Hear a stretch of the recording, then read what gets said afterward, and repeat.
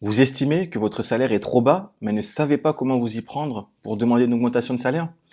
Je me propose dans cette vidéo de vous donner 10 conseils, 10 astuces qui vont vous permettre de réussir votre demande d'augmentation salariale.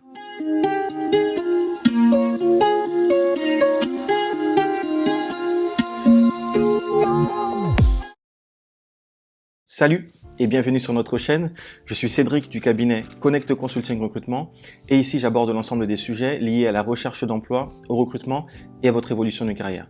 Si ces thématiques vous intéressent, deux choses à faire. La première, si vous êtes nouveau, abonnez-vous à la chaîne et activez les notifications pour être informé de l'apparition de toutes nos vidéos hebdomadaires.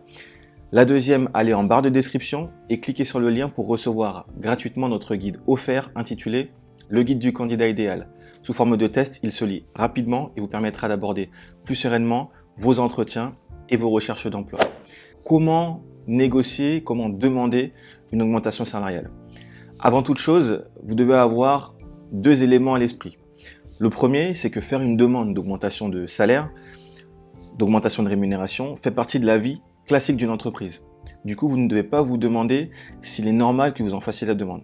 Ça, c'est la première chose. Deuxième élément, il faut garder à l'esprit également que c'est une négociation. Très souvent, ça va être une négociation. Donc, vous allez apporter des éléments objectifs, vous allez argumenter, mais il faut que vous restiez quand même assez flexible. Soyez prêt également de votre côté à faire des efforts. Ne soyez pas rigide sur un montant donné, puisque comme je l'ai dit, ça reste avant tout une négociation.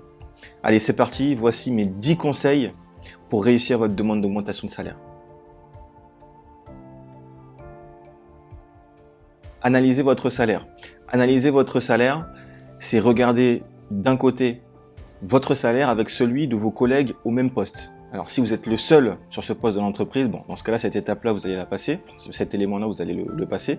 Mais si c'est pas le cas, si vous êtes plusieurs, essayez de connaître le salaire de vos collaborateurs, de vos collègues qui occupent le même poste, la même fonction que vous. Alors je sais que c'est pas toujours évident d'avoir ces éléments-là parce que voilà, la rémunération, le salaire, c'est un élément qu'on n'a pas forcément, que tout le monde n'a pas forcément envie de partager. Essayez en tout cas de connaître le salaire des personnes qui travaillent sur le même poste que vous. Deuxième élément de comparaison, c'est le salaire en vigueur sur le marché. Alors attention, lorsqu'on parle de marché, on parle du poste évidemment que vous occupez, mais aussi de la région, du bassin d'emploi dans lequel vous travaillez. Pourquoi? Parce qu'un salaire proposé à Paris n'est pas très certainement pas le même que celui proposé à Lille, à Lyon ou à Marseille. Du coup, vous allez regarder tout simplement les offres d'emploi qui sont publiées dans votre région et vous allez noter. Voilà, vous allez noter à chaque fois les salaires qui sont proposés. S'il y a des niveaux d'expérience requis, voilà, si vous voyez que par exemple vous avez 5 ans d'expérience sur le poste et que à 5 ans d'expérience, on propose tel salaire, tel salaire, tel salaire. Vous allez noter, vous allez faire une fourchette. Ça vous permettra de voir, vous, où se situe votre salaire dans la fourchette. Vous vous rendrez peut-être compte que vous êtes en haut de la fourchette. Dans ce cas-là, votre négociation, vous allez être un peu moins gourmand. Vous allez peut-être à l'inverse vous rendre compte que vous êtes au milieu, voire dans le bas de la fourchette. Et là, ce sera un élément en plus à donner.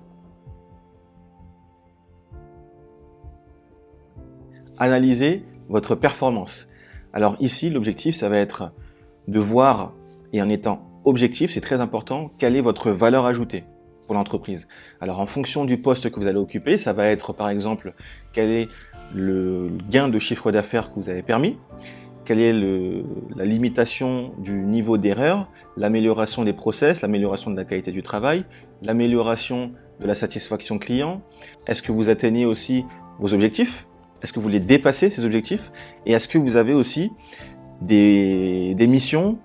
Est-ce que vous faites certaines choses qui normalement ne sont pas comprises dans votre fiche de poste, mais que vous faites? Est-ce que vous, par exemple, vous managez des personnes alors que vous n'étiez pas censé manager? Est-ce que vous avez des missions qui débordent en fait de la fiche de poste que vous occupez? Regardez tous ces éléments-là. L'idée, ça va vraiment être d'avoir un maximum d'éléments objectifs et factuels là pour le coup, pour vous permettre par la suite de mieux négocier. C'est très certainement la partie de la préparation la plus importante parce que réussir sa demande d'augmentation de salaire, ça se prépare et ça se réussit très souvent en amont. Donc ne négligez pas cette partie-là. Regardez le contexte de l'entreprise.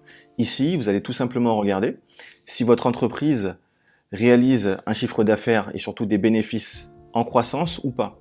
Alors plus l'entreprise va être en croissance, plus son chiffre d'affaires va être en augmentation et surtout ses bénéfices, plus elle sera enclin à proposer des augmentations de salaire. En revanche, une entreprise qui stagne, voire qui est en décroissance, donc dont le chiffre d'affaires et les bénéfices ont baissé, voilà, il y aura assez peu de chances que l'entreprise vous accorde une augmentation de salaire. Donc cet élément-là est très important.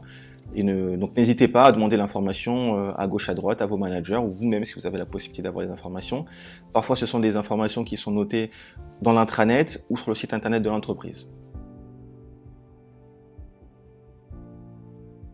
Fixez une fourchette cohérente par rapport à votre salaire actuel. Alors, je vous ai dit de regarder les salaires en vigueur sur le marché pour faire une fourchette. Maintenant, vous allez devoir être aussi cohérent avec ce que vous gagnez aujourd'hui. Par exemple, si vous gagnez 2500 € brut mensuels aujourd'hui et que vous souhaitez demander une augmentation, demander une augmentation à 3200, 3500 €, ça risque d'être compliqué. Il y a un gap qui est trop important. Donc, c'est pour ça aussi qu'il est primordial de bien négocier votre salaire à l'embauche. D'ailleurs, je vous invite à aller voir ma vidéo sur comment négocier son salaire en entretien d'embauche. Pourquoi ? Parce que une fois qu'on a du retard au départ, c'est compliqué de le rattraper.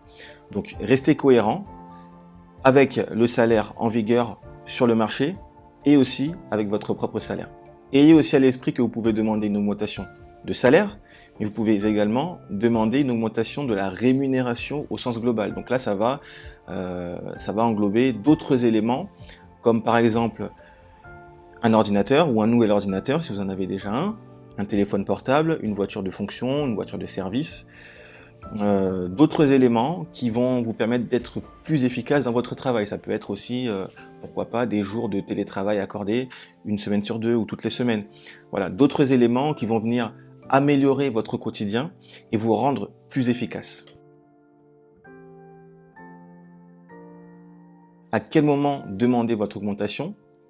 Déjà, essayez de voir si dans l'entreprise, il n'y a pas des coutumes, des habitudes de demander ces augmentations-là à un moment précis de l'année.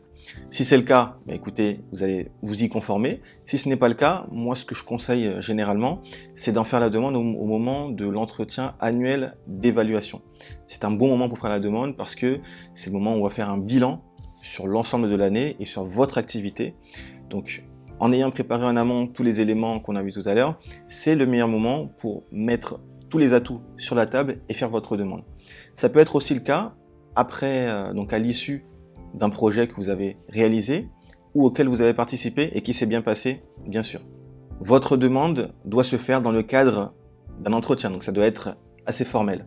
Donc, demandez à échanger directement dans le cadre d'un entretien, toujours avec courtoisie. Par exemple, un exemple de formulation.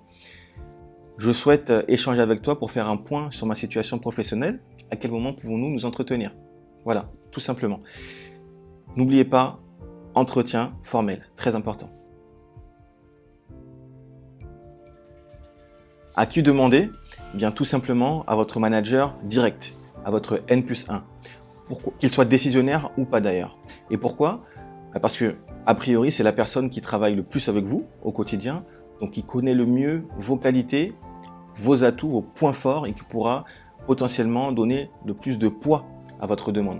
Maintenant, s'il n'est pas décisionnaire, vous pouvez, après lui avoir exposé votre demande, vous pouvez également lui suggérer de faire un entretien avec la personne ou avec les personnes qui sont décisionnaires. Mais en tout cas, dans un premier temps, avisez toujours votre manager direct.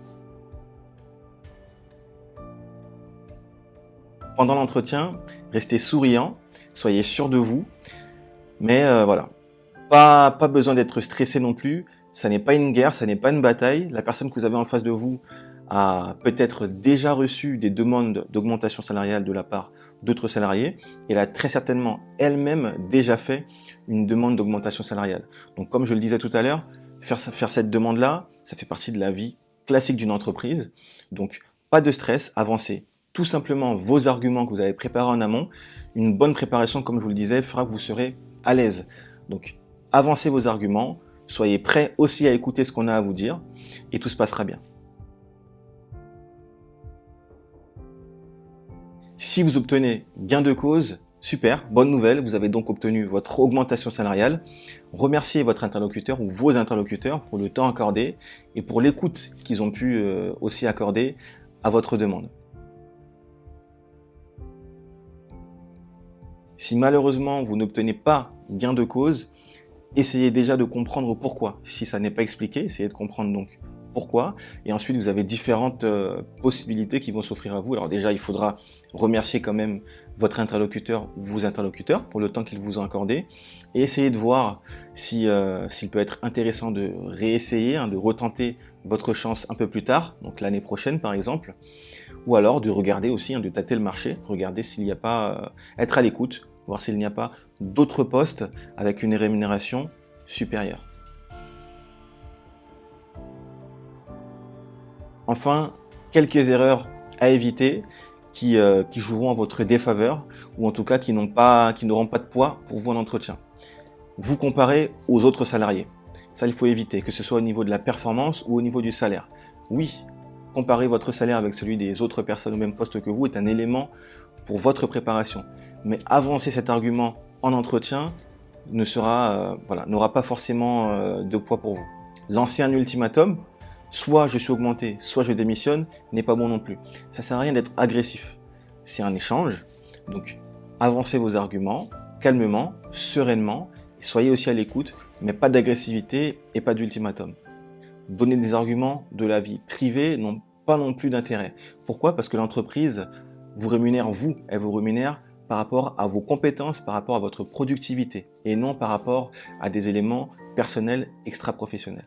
Demander une réponse immédiate est également une erreur à éviter. Laissez votre interlocuteur ou vos interlocuteurs le temps de réflexion, laissez-leur le temps de peser le pour et le contre. Vous pouvez demander à quel moment, sous quel délai ils vont revenir vers vous, mais laissez-leur le temps, ne les brusquez pas. Et bien voilà, je vous ai donné mes 10 conseils pour réussir votre demande d'augmentation de salaire. Dites-moi en commentaire si vous avez d'autres astuces. Si la vidéo vous a plu, n'hésitez pas à mettre un pouce vers le haut, partagez-la à un maximum de personnes. Pour celles et ceux qui souhaitent être accompagnés personnellement dans le cadre d'une session de coaching, je vous donne rendez-vous sur notre site internet connectconsulting.fr sur lequel vous retrouverez l'ensemble des coachings à votre disposition. Et moi, je vous dis à très bientôt. Salut!